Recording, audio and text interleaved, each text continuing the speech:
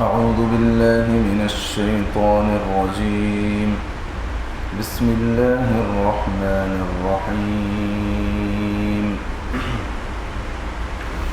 هو الله الذي لا إله إلا هو عالم الغيب والشهادة هو الرحمن الرحيم. هو الله الذي لا إله إلا هو الملك القدوس السلام المؤمن المهيمن العزيز الجبار المتكبر سبحان الله عما يشركون. هو الله الخالق البارئ المصور له الأسماء الحسنى يسبح له ما في السماوات والأرض وهو العزيز الحكيم. إن الحمد لله نحمده ونستعينه ونؤمن به ونتوكل عليه ونعوذ بالله من شرور أنفسنا ومن سيئات أعمالنا. من يهده الله فلا مضل له ومن يضلل فلا هادي له. وأشهد أن لا إله إلا الله وحده لا شريك له وأشهد أن محمدا عبده ورسوله.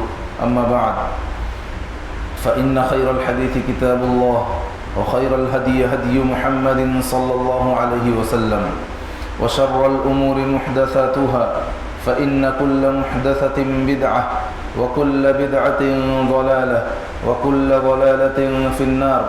أعوذ بالله من الشيطان الرجيم. بسم الله الرحمن الرحيم.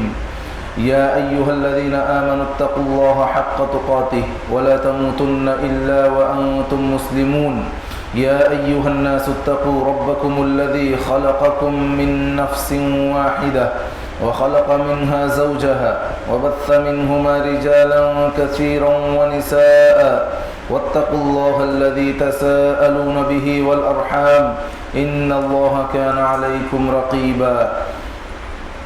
يا أيها الذين آمنوا اتقوا الله وقولوا قولا سديدا يصلح لكم أعمالكم ويغفر لكم ذنوبكم ومن يطع الله ورسوله فقد فاز فوزا عظيما. قال الله تعالى إن في خلق السماوات والأرض واختلاف الليل والنهار لآيات لأولي الألباب الذين يذكرون الله قياما وقعودا وعلى جنوبهم ويتفكرون في خلق السماوات والأرض ربنا ما خلقت هذا باطلا سبحانك فقنا عذاب النار. وفي الحديث أن رجلا سأل عن النبي صلى الله عليه وسلم فقال يا رسول الله إن شرائع الإسلام قد كثرت علي فأخبرني بشيء أتشبث به. فقال رسول الله صلى الله عليه وسلم لا يزال لسانك رطبا من ذكر الله. اللہ رب العالمین کے حمد اور اس کی توفیق سے ہم اس پروگرام میں شرکت کیے ہیں. اللہ رب العالمین ہمیں اس پروگرام کے ذریعے سے اس پروگرام کو ہمارے لیے قابل فخر بنائے اور آخرت میں اللہ رب العالمین اس پروگرام کو نجات کا ذریعہ بنائے. آمین. محترم حاضرین، ہمارا جو موضوع ہے وہ اللہ کا ذکر سے تعلق رکھتا ہے. اللہ کا ذکر جو ہے وہ افضل ترین عبادات میں سے ہے.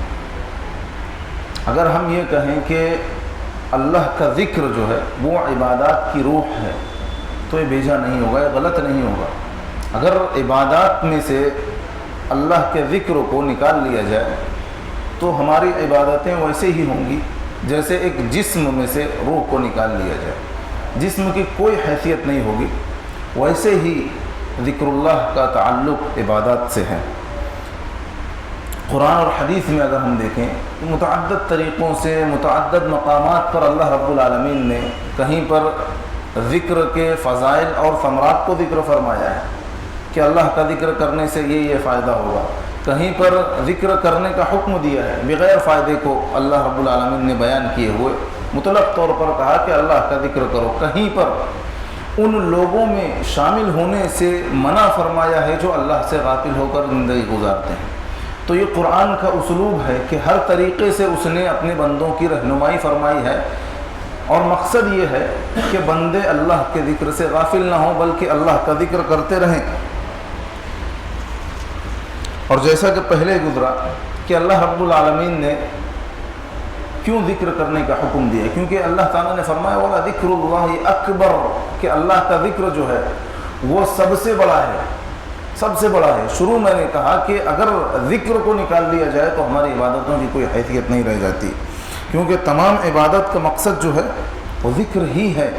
اسی لیے بندے کو جو ہے وہ اللہ کا ذکر کرتے رہنا چاہیے۔ اللہ کے رسول صلی اللہ علیہ وسلم فرماتے ہیں الا انبئکم بخیر اعمالکم، کیا میں تمہارے جو اعمال ہے اس میں سب سے بہترین چیز کے بارے میں نہ بتاؤں؟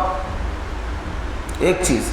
دوسری چیز وَأَزْكَاهَا عِنْدَ مَلِيكِكُمْ، تمہارا جو بادشاہ ہے یعنی اللہ رب العالمین، اس کے یہاں سب سے زیادہ پاکیزہ چیز۔ تیسری چیز جو بیان فرمائی وَأَرْفَعِهَا فِي دَرَجَاتِكُمْ، جو تمہارے درجات میں بلندی کا سبب بھی ہے۔ چوتھی چیز جو بیان فرمائی وَخَيْرٌ لَكُمْ مِنْ إِنفَاقِ الذَّهَبِ وَالْوَرَقِ، کہ تمہارا سونا اور چاندی تم اللہ کے راستے میں خرچ کرتے ہو، اس خرچ کرنے سے بھی بہتر ہے۔ وَخَيْرٌ لَكُمْ مِنْ أَن تَلْقَوْا عَدُوَّكُمْ فَتَضْرِبُوا أَعْنَاقَهُمْ وَيَضْرِبُوا أَعْنَاقَكُمْ، اور اس بات سے بھی بہتر ہے کہ تم دشمنوں سے مدبھیڑ کرو، جنگ کے لیے، قتال کے لیے نکلو اللہ کے راستے میں، اور تم ان کی گردنیں مارو، وہ تمہاری گردنیں ماریں، یعنی گھمسان کا یہ قتال ہو، جنگ ہو، اس سے بھی بہتر ہے۔ تو صحابہ کرام نے اللہ کے رسول صلی اللہ علیہ وسلم سے کہا کیوں نہیں اللہ کے رسول صلی اللہ علیہ وسلم ضرور بتائیے کہ ایسی کون سی چیز ہے جو درجات میں بلندی کا سبب ہے، اللہ کے یہاں سب سے پاکیزہ ہے، حتیٰ کہ ہم اللہ کے راستے میں سونا چاندی خرچ کریں یا جہاد کریں، اس سے بھی زیادہ بہتر کون سا عمل ہے؟ اللہ کے رسول صلی اللہ علیہ وسلم بیان فرماتے ہیں ذکر اللہ، ایک کلمہ اللہ کے رسول صلی اللہ علیہ وسلم نے کہا کہ وہ اللہ کا ذکر ہے۔ ذرا غور کریں اس کا مفہوم کتنا وسیع ہے۔ مفہوم جب ذکر کا آتا ہے تو ہمیں یہ معلوم ہونا چاہیے کہ ذکر کی جو ہے وہ دو قسمیں ہیں۔ ایک ذکر عام ہے، عام ذکر سے مراد یہ ہے کہ جس میں تمام عبادتیں عمومی طور پر شامل ہوں گی، نماز، روزہ، حج یا قرآن کی تلاوت، دعا کرنا، توبہ و استغفار کرنا، یہ تمام کی تمام عبادتیں جو ہے یہ اس عام ذکر میں شامل ہو جائیں گی۔ علامہ ابن تیمیہ رحمہ اللہ فرماتے ہیں کہ اللہ کو راضی کرنے والا کوئی کلمہ یا ایسا کلمہ جو اللہ کے قریب کر دے بندے کو، یا ہر وہ لفظ جو اللہ کو راضی کر دے، وہ ذکر میں شامل ہے۔ اگرچہ بندہ علم حاصل کر رہا ہو، نفع بخش علم کا حصول ہے، اسے پڑھ رہا ہے، اس کی زبان سے کچھ کلمات نکل رہے ہیں جو اللہ کو پسند ہیں، جو اللہ کو راضی ہیں، تو کہتے ہیں یہ بھی ذکر ہے، یہ بھی اللہ کا ذکر ہے۔ یا پھر اگر بندہ امر بالمعروف اور نہی عن المنکر کا فریضہ انجام دے رہا ہے، کسی کو بھلائی کا حکم دے رہا ہے، یا اگر کچھ لوگوں میں قتال ہو رہا ہے یا دوری ہو گئی ہے، اصلاح فرما رہا ہے ان کے درمیان، تو یہ بھی کہتے ہیں کہ یہ بھی ذکر اللہ ہے، یہ بھی اللہ کا ذکر ہے۔ کیوں؟ اس لیے کہ وہ کلمہ، وہ لفظ، وہ جملہ، وہ اللہ رب العالمین کو بہت زیادہ محبوب ہے۔ اسی طریقے سے عبد الرحمن السعدی رحمہ اللہ جو عصر حاضر کے مفسرین میں سے ہیں اور انتہائی ممتاز مفسرین میں سے ہیں، ان کی ایک تفسیر ہے تفسیر السعدی کے نام سے جو مشہور ہے، پڑھنا چاہیے، 3 جلدوں میں ہے، اردو میں بھی ہے، مختصر اور جامع ہے۔ وہ کہتے ہیں کہ جب ذکر اللہ کا لفظ کہا جائے، یعنی اللہ کا ذکر کہا جائے، تو اس سے مراد ہر وہ چیز ہے جو اللہ کے قریب کر دے، چاہے اس کا تعلق عقیدے سے کیوں نہ ہو۔ اگر ایسا عقیدہ بندہ رکھتا ہے جو اللہ کو پسند ہو اور جو شریعت میں مطلوب ہو، جو قرآن و حدیث کے مطابق ہو، تو وہ بھی ذکر ہے۔ یا ایسی سوچ و فکر ہو جو اللہ کو پسند ہو، یا پھر دل کا عمل ہی کیوں نہ ہو، یا بدن کا عمل ہی کیوں نہ ہو، بندہ دل میں کوئی ایسی بات سوچ رہا ہے جو اللہ کو محبوب ہے، یا وہ سوچ بھی نہیں رہا ہے، کہہ بھی نہیں رہا ہے، لیکن کچھ عمل کر رہا ہے جو شریعت میں ممدوح ہو، شریعت میں قابل تعریف ہو، تو یہ تمام چیزیں جو ہے وہ ذکر اللہ میں شامل ہو جائیں گے۔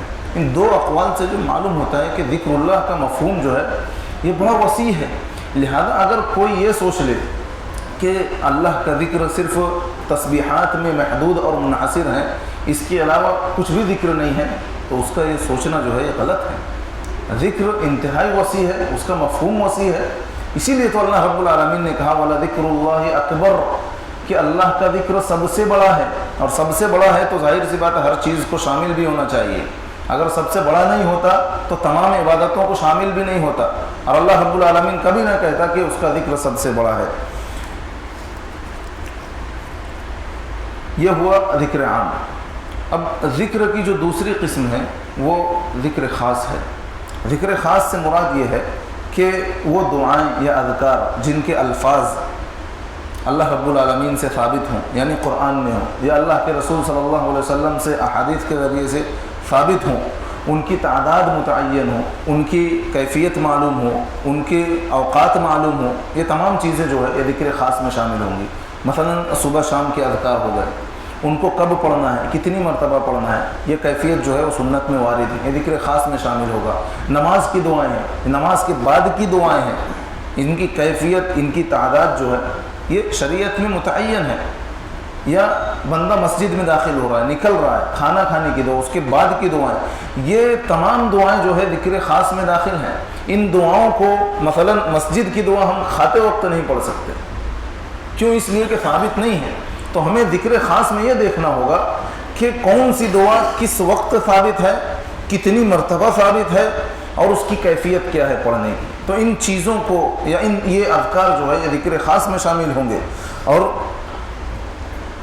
ذکر جو ہے وہ تین طریقے سے ہوتا ہے۔ پہلا طریقہ جو ہے وہ زبان کے ذریعے سے ہوتی ذکر، صرف زبان کے ذریعے سے بندہ ذکر کر رہا ہے۔ دوسرا ذکر وہ ہے جو صرف دل کے ذریعے سے ہو، یعنی دل میں وہ اللہ کی قدرات کے مظاہر کو دیکھ رہا ہے، سوچ رہا ہے، اطاعت کے جذبات پیدا ہو رہے ہیں، ایک کیفیت بدل رہی ہے، تو یہ ذکر کا، یہ دل کا ذکر ہوا۔ اور تیسری جو قسم ہے ذکر کی اور جو سب سے افضل ہے وہ دل اور زبان دونوں کے ساتھ ہے، کہ بندہ جب اس کی زبان سے الحمدللہ نکل رہا ہے، سبحان اللہ نکل رہا ہے، تو اس کے دل میں یہ کیفیت طاری ہو کہ اللہ رب العالمین تمام عیوب، تمام نقائص سے پاک ہے، وہ منزہ ہے ہر عیب سے، الحمدللہ کہہ رہا ہے، تو اللہ رب العالمین کے لیے اظہار تشکر اپنے اندر پیدا کرے، احسان کے جذبات کو لے کر آئے، لا الہ الا اللہ کہہ رہا ہے تو اللہ رب العالمین کی وحدانیت کا دل میں اقرار کرے، وہ خوشی اسے محسوس ہوگی۔ اگر اللہ اکبر کہہ رہا ہے تو اللہ رب العالمین کی عظمت کا، اس کی بڑائی کا، اس کی کبریائی کا بھی خیال اگر دل میں آ جائے تو یقین جانیے یہ زبان اور دل کا ذکر جو ہے وہ بندے کو وہ مقام عطا کرے گا قیامت کے دن، اسے یعنی محسوس بھی نہیں ہوگا یا اس نے سوچا بھی نہیں ہوگا کہ میرا اس طریقے سے ذکر کرنے کی وجہ سے اللہ رب العالمین نے مجھے وہ مقام اور وہ مرتبہ عطا فرمایا ہے۔ تو یہ افضل ترین اگر ذکر کوئی ہے تو وہ ذکر دل اور زبان دونوں کے ساتھ ہو۔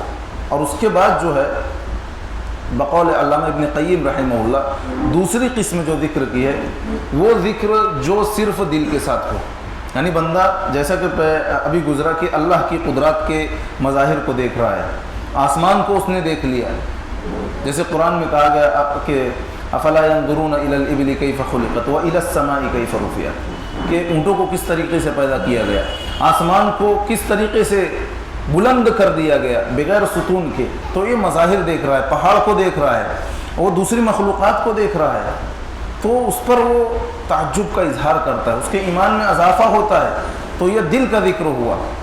اور تیسری قسم ہے جو صرف زبان کے ساتھ ہو، جس میں دل میں کوئی خیال نہیں گزرتا، دل اور دماغ ساتھ نہیں دے رہا ہو، تو یہ تیسری قسم ہے جو سب سے کم درجے کی ہے۔ افضل ترین درجہ وہ ہے جو زبان اور دل دونوں کے ساتھ ہو۔ اسی لیے اللہ رب العالمین نے ایمان والوں کو کثرت سے ذکر کرنے کا حکم بھی دیا ہے۔ اللہ تعالیٰ نے فرمایا یا ایھا الذین آمنوا اذکروا اللہ ذکرا کثیرا، کہ اے ایمان والو تم اللہ کا بکثرت ذکر کرو، کثیرہ کا لفظ لایا گیا ہے، صرف یہ نہیں کہا کہ اللہ کا ذکر کرو بلکہ کثرت سے کرو، وسبحوہ بکرۃ واسیلا، اور صبح و شام اس کی جو ہے پاکی بیان کرو، اس کی تسبیح بیان کرو، اس کی تحمید بیان کرو صبح و شام۔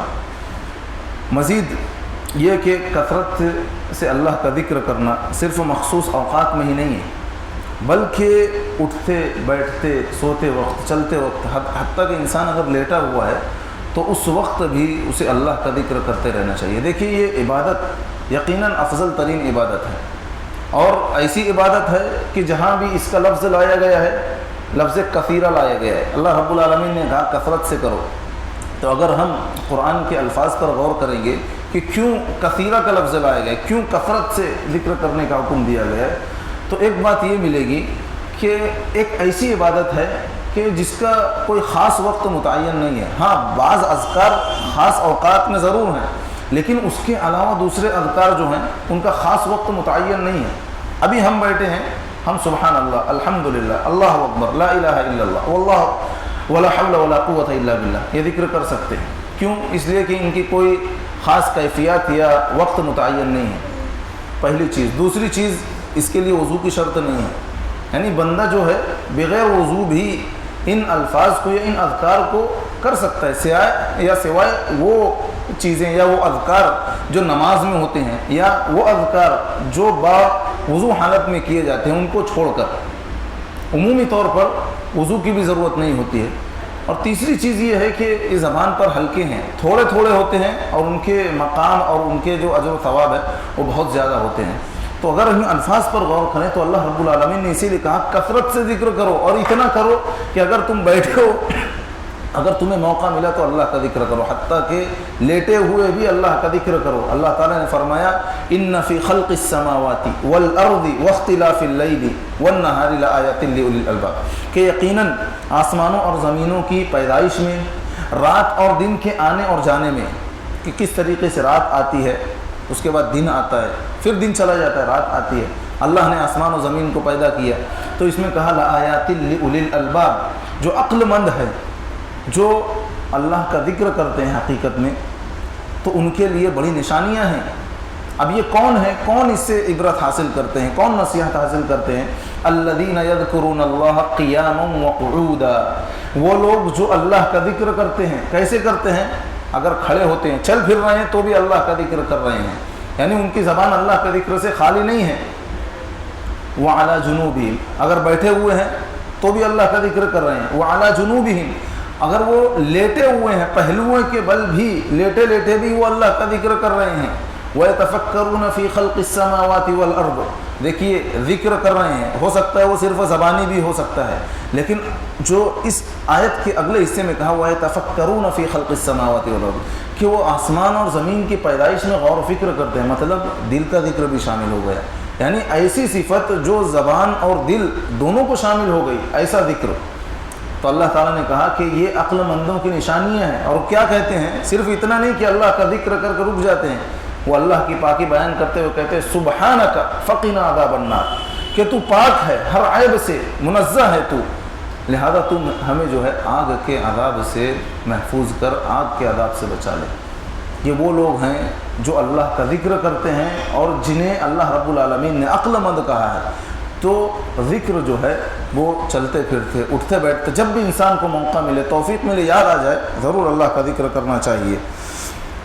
ایک شخص جو ہے اللہ کے رسول صلی اللہ علیہ وسلم کی خدمت میں حاضر ہوا اور اس نے کہا یا رسول اللہ ان شرائع الاسلام قد کثرت علیہ، کہ جو دینی احکامات ہیں وہ میری کمزوری کی وجہ سے میرے اوپر بھاری پڑ گئے ہیں، میں انہیں ادا نہیں کر سکتا، میں کمزور ہو گیا ہوں۔ انہوں نے کہا میں کمزور ہو گیا ہوں، لہذا فاخبرنی بعمل اتشبث به بشیء اتشبث به، لہذا آپ مجھے ایسی چیز کے بارے میں بتائیے، ایسا عمل بتائیے کہ جسے میں مسلسل کر سکوں، یعنی ایسا نہ ہو کہ آپ کوئی عمل بتا دیں وہ بھی مجھ پر بھاری پڑ جائے۔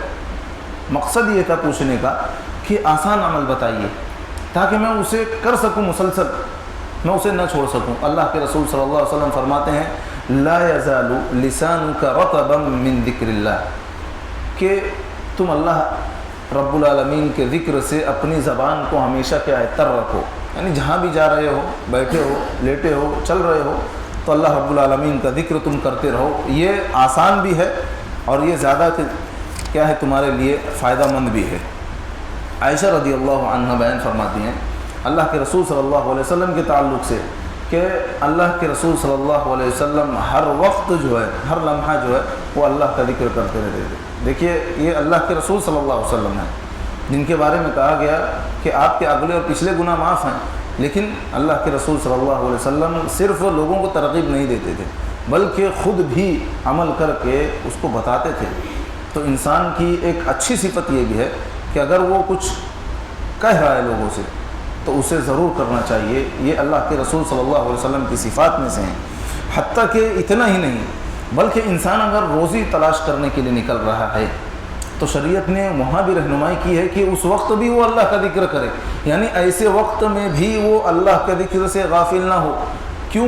ہو سکتا ہے کہ جب وہ روزی تلاش کرنے نکلا ہو تو اس وقت اگر وہ اللہ کا ذکر کر لے تو شاید اسے روزی مل جائے ذکر کی برکت کی وجہ سے، پہلی چیز۔ دوسری چیز، ہو سکتا ہے کہ اسے حلال روزی اللہ رب العالمین مہیا کرے ذکر کی برکت کی وجہ سے۔ تیسری چیز، جب اس کی زبان اللہ کے ذکر سے تر ہوگی تو وہ جھوٹ نہیں بولے گا، وہ لوگوں کو دھوکہ نہیں دے گا، اسے اس بات کا احساس ہوگا کہ میں جس رب العالمین کا ذکر کر رہا ہوں میں اس کے احکامات کی خلاف ورزی کیسے کر سکتا ہوں۔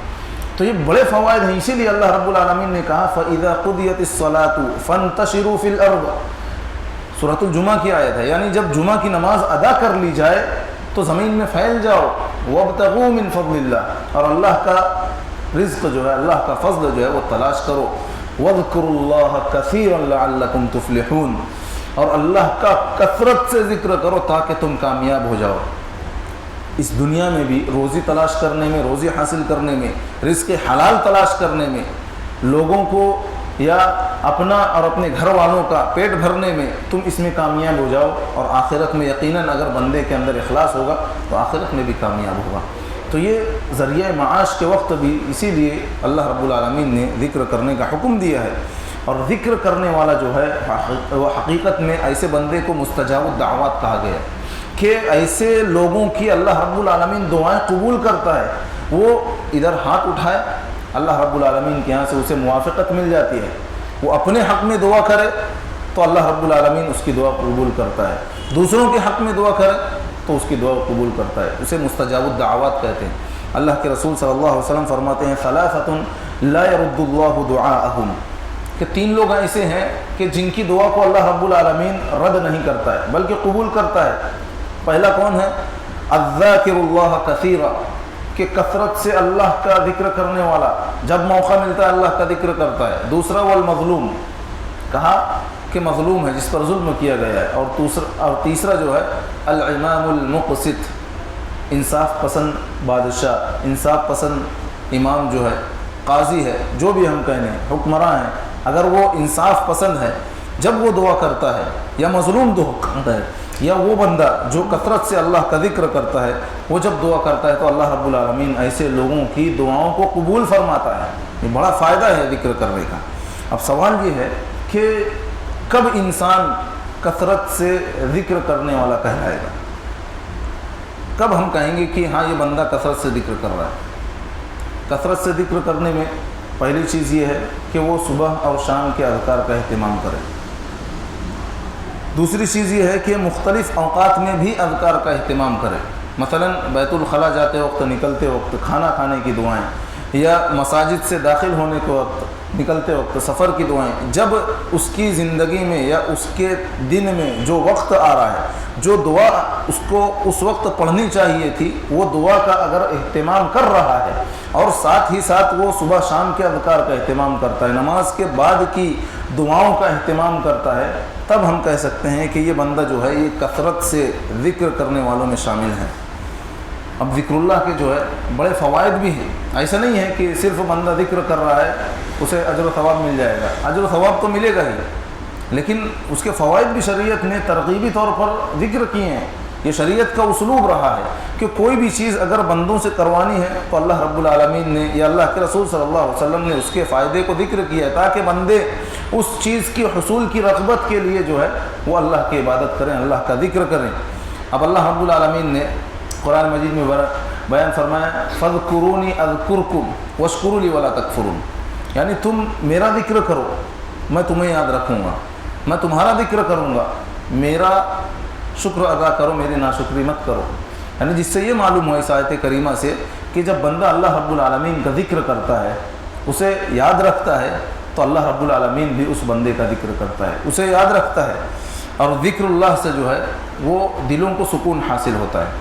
انسان سکون حاصل کرنے کے لیے کیا کچھ نہیں کرتا، اس کی بہت ساری اولاد ہیں جو کما بھی رہی ہیں، لیکن اگر دل کو سکون نہیں مل رہا ہے تو کہاں جائے گا؟ بہت اللہ رب العالمین نے اسے پیسہ دیا ہے، اسے کسی بھی دنیاوی طریقے سے بیماری بھی نہیں ہے، لیکن پھر بھی وہ بے چین نظر آتا ہے۔ اس نے اپنا چیک اپ بھی کروا لیا ہوتا ہے۔ بسا اوقات کچھ لوگ ایسے پریشان ہوتے ہیں کہ ہر طریقے سے چیک اپ کروا لیتے ہیں، بڑی بڑی مشینوں کے اندر چلے جاتے ہیں اور اپنا چیک اپ کرا کے نکلتے ہیں، لیکن کوئی بیماری نہیں ملتی ہے۔ لیکن پھر بھی ان کے اندر ایک کیفیت رہتی ہے، جو الجھن رہتی ہے، وہ بیان کرتے ہیں کہ بیماری تو نہیں مل رہی ہے، لیکن کوئی تو ایسی چیز ہے جو مجھے بے چین کی ہوئی ہے۔ لیکن حقیقت میں جو ہے ظاہری طور پر ہو سکتا بیماری نہ ہو، لیکن اگر روحانی بیماری ہو تو اس کا علاج جو ہے یہ مشینیں نہیں ڈھونڈ پائیں گی۔ اس کا علاج جو ہے وہ صرف اسی چیز میں ملے گا جس سے اللہ رب العالمین نے بیان کیا ہے، اور وہ کیا ہے؟ وہ اللہ کا ذکر ہے۔ اللہ کے ذکر سے حقیقی طور پہ بندے کے دل کو سکون حاصل ہوتا ہے، اس کے دل کو جو ہے وہ خوشی محسوس ہوتی ہے، نعمت ملتی ہے تو وہ اس پر خوش ہوتا ہے۔ یہ کب خوشی ہوگی، یہ کب سکون حاصل ہوگا؟ جب اس کی روح کو تسلی ملے گی، جب اس کی روح کیا ہے؟ ذکر اللہ سے جو ہے وہ محظوظ ہوگی۔ اسی لیے اللہ رب العالمین نے فرمایا الذین آمنوا وتطمئن قلوبهم بذکر اللہ، کہ جو لوگ ایمان لے آئے ہیں اور ان کے دل جو ہیں وہ اللہ کے ذکر سے مطمئن ہو چکے ہیں۔ کس وجہ سے دلوں کو اطمینان ملا؟ اللہ کے ذکر سے اطمینان ملا۔ وہ قرآن پڑھتے ہیں، وہ دعائیں کرتے ہیں، وہ ہر وقت یا صبح شام کے اذکار کا اہتمام کرتے ہیں، نماز کے اندر نماز کے بعد کی دعائیں وہ پڑھتے ہیں، یہ اذکار کا اہتمام کرتے ہیں، یا لوگوں سے اچھی بات کہتے ہیں۔ یہ تمام چیزیں جو ہے وہ ذکر اللہ میں شامل ہیں۔ تو اللہ تعالیٰ نے کہا کہ یہ ایمان جب لے کر آئے ہیں، اللہ کا ذکر کرنے سے ان کے دلوں کو سکون اور تسلی حاصل ہو گئی ہے، اور فرمایا الا بذکر اللہ تطمئن القلوب۔ اور یہ بات یاد رکھ لو ہمیشہ کے لیے کہ اگر دلوں کو حقیقی یہ چین و سکون اگر حاصل ہوتا ہے کسی چیز کی وجہ سے تو اللہ کا ذکر ہے۔ حقیقی چین و سکون یہ نہیں ہے کہ انسان کو یہ دنیا میں بہت کچھ مل جائے۔ ارے دنیا میں انسان کو کچھ بھی نہ ملے، اس کے پاس پہننے کے لیے صرف ایک کپڑا ہو، لیکن اگر اس کی زبان اور اس کی زندگی میں اللہ کا ذکر ہو تو یقین جانیے وہ اس سے بہتر شخص کوئی نہیں ہوگا۔ اسی لیے تو اللہ تعالیٰ نے یہ فرمایا کہ جو لوگ اللہ کے ذکر سے بے رغبتی اختیار کرتے ہیں، اللہ کے ذکر سے غافل ہوتے ہیں، فرمایا وَمَن يَعْشُ عَن ذِكْرِ الرَّحْمَنِ نُقَيِّضْ لَهُ شَيْطَانًا فَهُوَ لَهُ قَرِينٌ، کہ جو رحمان کے ذکر سے غافل ہو کر زندگی گزارتا ہے، ہم اس کے اوپر شیطان کو مسلط کر دیتے ہیں جو اس کا ساتھی بن جاتا ہے۔ کوئی نہیں کہے گا کہ شیطان جو ہے وہ اچھا ساتھی ہے، ہر شخص کہے گا کہ شیطان برا ساتھی ہی ہے اگرچہ وہ اللہ کا ذکر نہ کرتا ہو۔ اور جب شیطان جس کا ساتھی بن جائے تو اسے بھلائی کا تو حکم دینے والا نہیں ہے، یہ ایک سزا ہوتی ہے کہ اللہ کے ذکر سے غافل ہو کر جب بندہ زندگی گزارتا ہے۔ دوسرے مقام پر فرمایا وَمَنْ أَعْرَضَ عَنْ ذِكْرِي فَإِنَّ لَهُ مَعِيشَةً ضَنْكًا، کہ جو میرے ذکر سے اعراض کرتا ہے، ذکر اس کو چھوڑ کر زندگی گزارتا ہے، اللہ تعالیٰ کہہ رہا ہے دنیاوی زندگی میں پریشان رہے گا۔ معیشتاً ضنکا کہا کہ دنیاوی زندگی میں پریشان رہے گا، کتنا بھی کما لے اس کو چین و سکون حاصل ہی نہیں ہوگا، اور یہی حالت جو ہے یہ بڑھتی جا رہی ہے آج۔ اور صرف اتنا ہی نہیں ہے، اللہ تعالیٰ نے کہا وَنَحْشُرُهُ يَوْمَ الْقِيَامَةِ أَعْمَى، قیامت کے دن ہم اسے اندھا اٹھائیں گے۔ قَالَ رَبِّ لِمَ حَشَرْتَنِي أَعْمَى وَقَدْ كُنْتُ بَصِيرًا، وہ بندہ جو ہے وہ حیران اور تعجب میں کہے گا میرے پروردگار تو نے مجھے اندھا بنا کر کیوں اٹھایا؟ میں تو دنیا میں دیکھ رہا تھا، میری آنکھیں تھیں، میں ہر چیز دیکھ سکتا تھا۔ قال كذلك اتتك آیاتنا فنسیتها وكذلك اليوم تنسى، میری آیتیں میری نشانیاں تیرے پاس آئی تھیں، تیرے پاس وقت تھا میرا ذکر کرنے کا، مجھ سے مانگنے کا، توبہ استغفار کرنے کا، تو نے اسے بھلا دیا، آج تجھے بھی اسی طریقے سے بھلا دیا جائے گا۔ تو اللہ رب العالمین بینائی بھی چھین لے گا، اور انجام کیا ہوگا؟ ظاہر سی بات ہے انجام اچھا نہیں ہوگا۔ اگر آغاز برا ہے تو انجام بھی برا ہوگا۔ یہ دنیا نہیں ہے کہ یہاں پر بدل جائے گا، آخرت میں اگر آغاز برا ہوگا اور وہ قبر کی منزل سے ہی انسان کو معلوم ہو جائے گا کہ آگے اس کے ساتھ کیا معاملات ہونے والے ہیں۔ تو اسی لیے اللہ کے ذکر سے غفلت جو ہے یہ بندے کو شیطان کا ساتھی بھی بنا دیتی ہے، اور قیامت کے لیے اس کے لیے بڑا خطرناک انجام کی جو ہے ایک طریقے سے پیشن گوئی ہے۔ اور اللہ کے رسول صلی اللہ علیہ وسلم فرماتے ہیں، حدیث قدسی ہے کہ ذکر الہی سے جو ہے وہ اللہ کی معیت کس طریقے سے حاصل ہو جاتی ہے، اللہ رب العالمین کا ساتھ، اس کی مدد جو ہے بندے کے ساتھ ہوتی ہے۔ اللہ کے رسول صلی اللہ علیہ وسلم فرماتے ہیں کہ اللہ تعالیٰ فرماتا ہے انا عند ظن عبدی بی، کہ میرے بندہ مجھ سے جس طریقے سے کا گمان رکھتا ہے، جیسے میرے بارے میں سوچتا ہے، میں ویسے ہی اس کے ساتھ معاملہ کرتا ہوں۔ وَأَنَا مَعَهُ إِذَا ذَكَرَنِي، اور جب وہ میرا ذکر کرتا ہے، مجھے یاد کرتا ہے، تو میں بھی اسے یاد کرتا ہوں۔ جب مجھے وہ اکیلے میں یاد کرتا ہے تو میں اسے اکیلے میں یاد کرتا ہوں، تنہائی میں یاد کرتا ہوں۔ اگر وہ مجھے لوگوں کے درمیان یاد کرتا ہے، لوگوں کے سامنے یاد کرتا ہے، تو میں اسے لوگوں کے یا ایک جماعت کے سامنے جو اس جماعت سے بہتر ہوتی ہے جس میں اس نے مجھے یاد کیا ہے، اس جماعت سے بہتر یعنی فرشتوں کی جماعت میں اسے یاد کرتا ہوں۔ اگر وہ ایک بالش میری جانب چل کر آتا ہے اطاعت کے ذریعے سے، تو میں ایک ہاتھ اس کے قریب ہو جاتا ہوں۔ اگر وہ ایک ہاتھ میرے قریب آتا ہے تو میں دونوں ہاتھ پھیلاتے ہوئے اس کے قریب ہو جاتا ہوں۔ اگر وہ چل کر میرے پاس آتا ہے تو میں دوڑ کر اس کے پاس جاتا ہوں۔ یہ اللہ کی معیت ہے کہ جتنا زیادہ بندہ اللہ کا ذکر کرتا رہے گا، اتنی ہی زیادہ اللہ رب العالمین کی معیت، اس کی مدد اور اس کی توفیق اس بندے کے ساتھ شامل ہوتی رہی ہے ہر چیز میں، حتیٰ کہ بندہ جو ہے اپنی کھلی آنکھوں سے اس کا مشاہدہ بھی کرے گا اور لوگوں کے سامنے بیان بھی کرے گا کہ میرے ساتھ یہ چیزیں ہوئی ہیں۔ اور ایسا یقیناً ہوتا ہے، اگر بندہ عمل کر کے دیکھے تو اپنی کھلی آنکھوں سے جو ہے وہ ان چیزوں کا مشاہدہ کرے گا۔ اسی لیے ذکر جو ہے اگر بندہ کرتا ہے تو شیطان کے وسوسوں سے محفوظ ہو جاتا ہے۔ سورۃ الناس ہم سب کو یاد ہے، اس میں اللہ تعالیٰ نے فرمایا قرآن کی جو یہ شیطان کی صفت جو قرآن میں بیان کی گئی، الوسواس الخناس۔ الوسواس یعنی بہت زیادہ وسوسہ ڈالنے والا، اور الخناس وسوسہ ڈال کر پیچھے ہٹ جانے والا۔ اب اس آیت کی تفسیر میں عبداللہ بن عباس رضی اللہ عنہ جو مفسر قرآن بھی ہیں، وہ کہتے ہیں کہ جب بندہ جو ہے وہ اللہ سے غافل ہو جاتا ہے، چونکہ شیطان پہلے ہی ڈیرا ڈال کے بیٹھا ہوا رہتا ہے کہ کب یہ غافل ہو اور میں اپنا کام کروں، تو شیطان چونکہ ڈیرا ڈال کر بیٹھا ہوا ہوتا ہے، جیسے ہی بندہ اللہ کے ذکر سے غافل ہوتا ہے شیطان وسوسہ ڈالنے لگ جاتا ہے۔ اگر اس نے اللہ کا ذکر کر لیا تو شیطان پیچھے ہٹ جاتا ہے۔ تو اسی لیے اللہ تعالیٰ نے کہا الوسواس الخناس، کہ وسوسہ ڈالنے والا اور وسوسہ ڈال کر پیچھے ہٹنے والا۔ لیکن کب پیچھے ہٹے گا شیطان؟ جب بندہ اللہ کا ذکر کرے گا، اللہ کو یاد کرے گا، توبہ و استغفار کرے گا، اس وقت جو ہے یہ حربہ اس کے لیے کام میں آئے گا۔ اسی لیے میرے بھائیوں، اللہ کے رسول صلی اللہ علیہ وسلم نے ایک حدیث میں بیان فرمایا ہے کہ کس طریقے سے شیطان کی گرفت انسان پر بڑھتی ہے، خصوصاً جب بندہ نیند کی حالت میں ہوتا ہے یا سوتا ہے۔ اللہ کے رسول صلی اللہ علیہ وسلم بیان فرماتے ہیں کہ جب انسان سوتا ہے تو شیطان اس کی گدی میں 3 گرہ لگاتا ہے، 3 گانٹھ لگاتا ہے جب وہ سو جاتا ہے، اور ہر گرہ پر جو ہے وہ اس پر مارتے ہوئے کہتا ہے کہ رات لمبی ہے، آرام سے سوتے رہو۔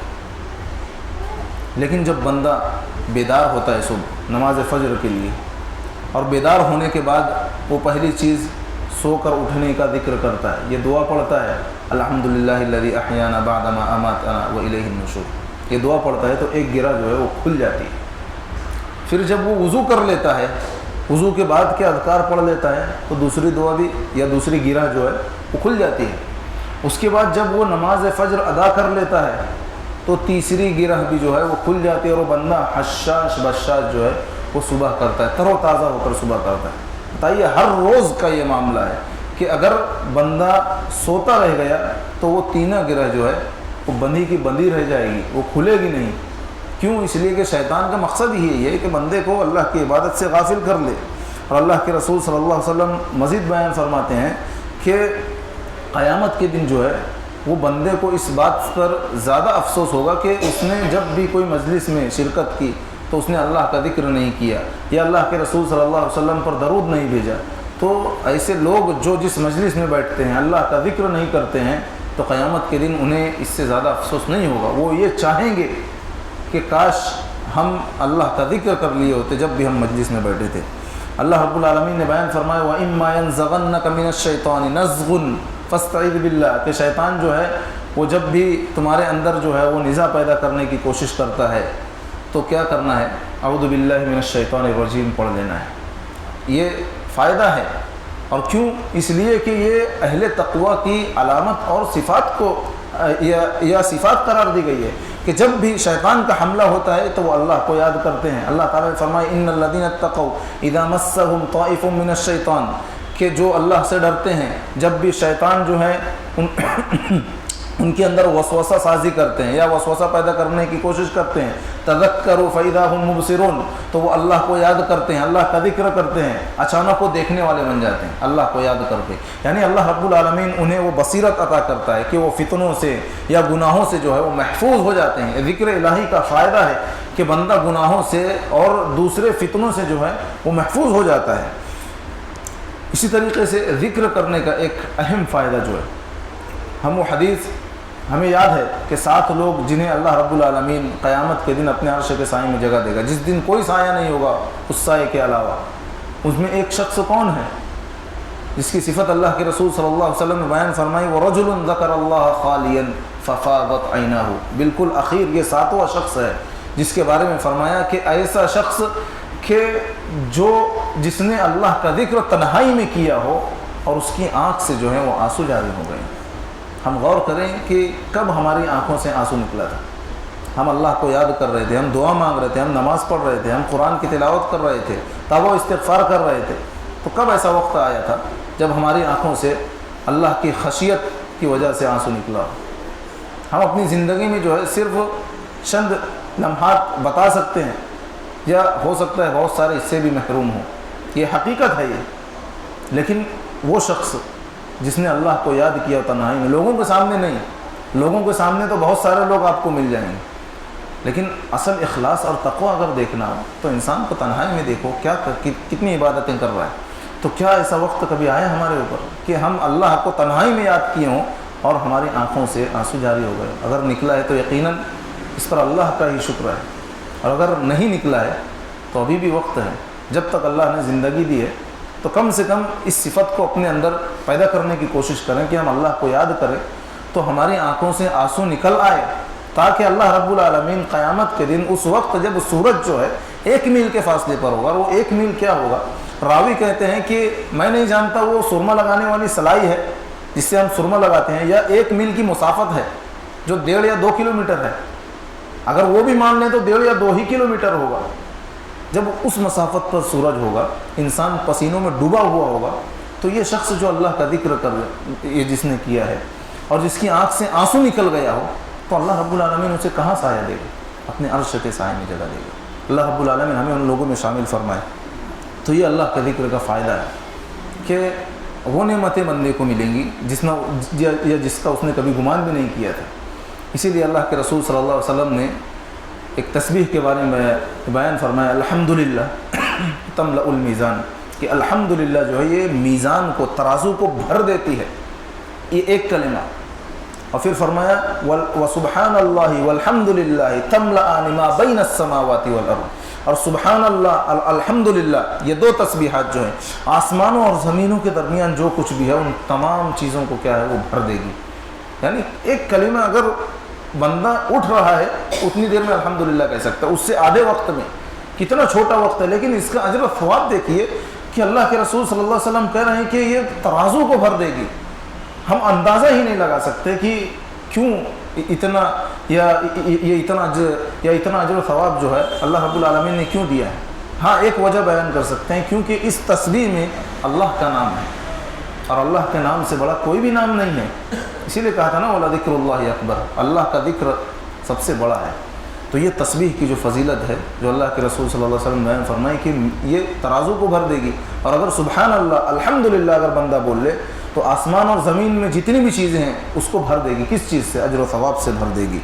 اسی لیے اللہ کے رسول صلی اللہ علیہ وسلم نے مزید بیان فرمایا کلمتان حبیبتان الی الرحمن خفیفتان علی اللسان ثقیلتان فی المیزان، کہ 2 کلمے ایسے ہیں جو اللہ کو بہت زیادہ محبوب ہیں، زبان پر انتہائی ہلکے ہیں اور ترازو میں انتہائی وزنی ہیں، تو کون سے کلمے ہیں؟ سبحان اللہ و بحمدہ سبحان اللہ العظیم، 2 کلمے۔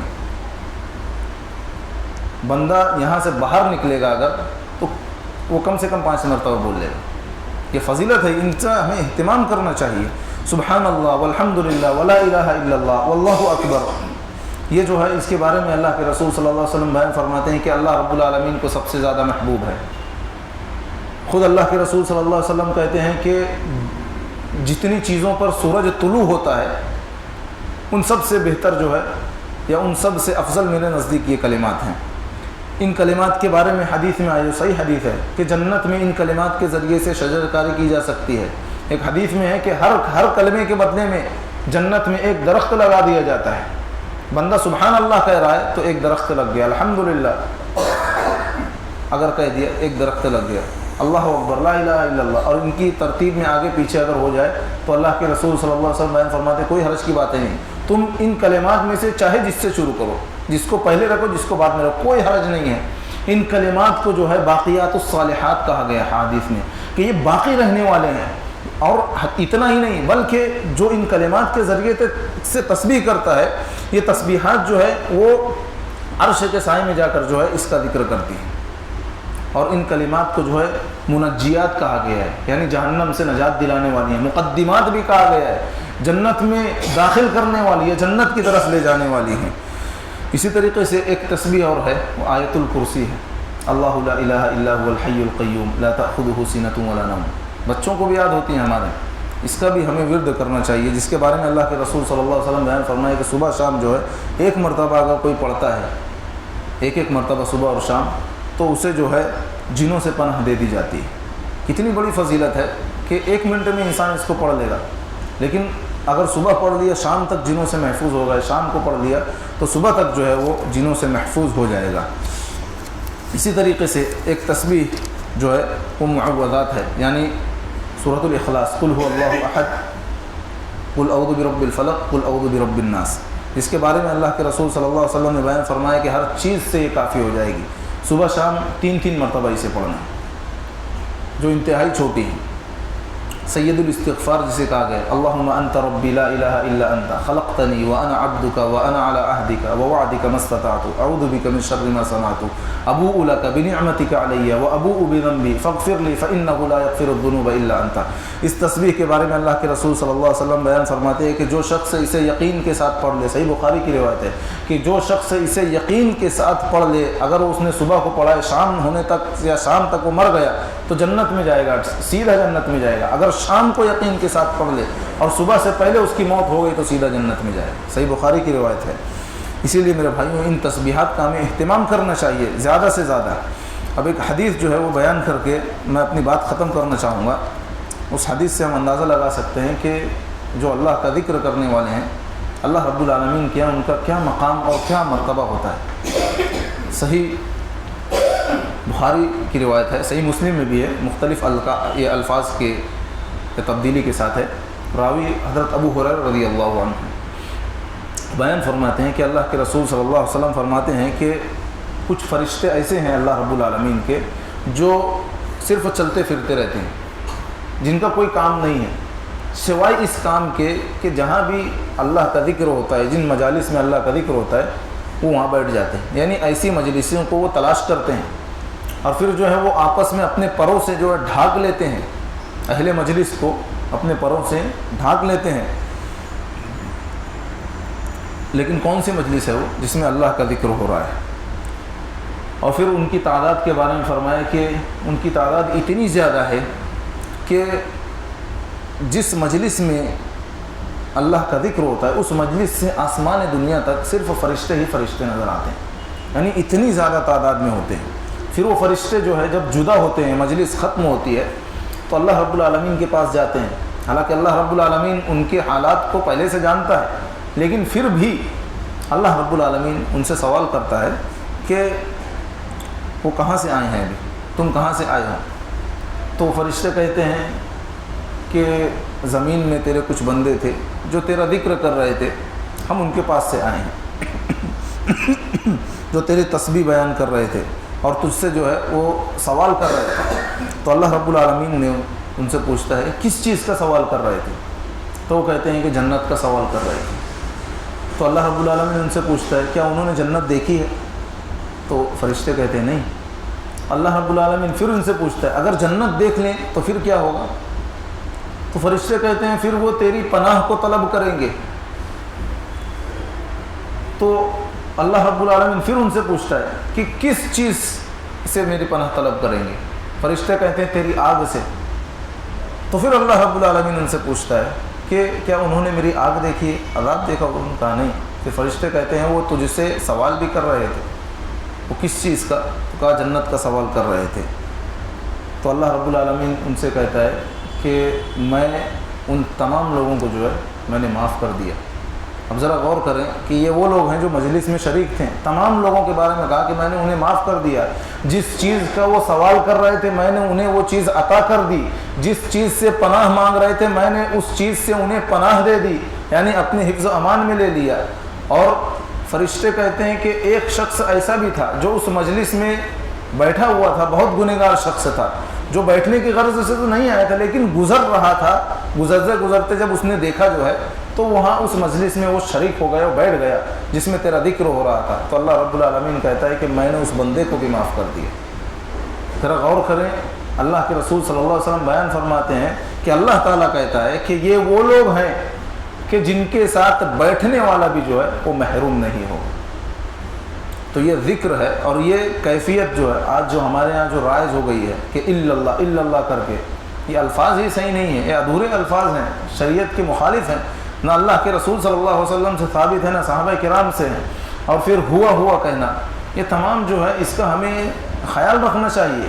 وہ کیفیات، وہ تعداد، وہ اوقات، یہ تمام چیزوں کا اگر ہم خیال نہیں کریں گے تو بندہ کتنا بھی اچھا ذکر کر لے وہ اجر و ثواب سے خالی ہی ہوں گے۔ ہم دیکھتے ہیں بہت سارے مساجد میں بالکل اندھیرا کر کے آدھا یا ایک آدمی یا اللہ بول رہا ہے اور دوسرے آدھے لوگ للہ بول رہے ہیں، یعنی کس طریقے سے اللہ کے نام کے ساتھ کھلواڑ بھی ہو رہا ہے ذکر کے نام پر۔ اللہ رب العالمین ہمیں اس طریقے سے ذکر کرنے سے محفوظ رکھے جو سنت سے خالی ہو، جو قرآن اور حدیث سے ثابت نہ ہو۔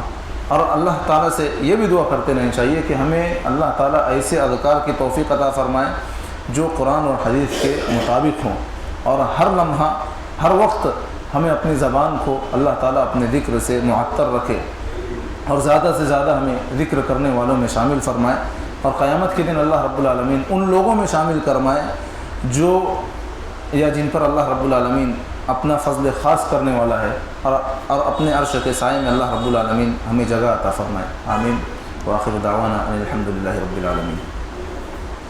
سبحانک اللہم وبحمدک اشہد ان لا الہ الا انت استغفرک واتوب الیک۔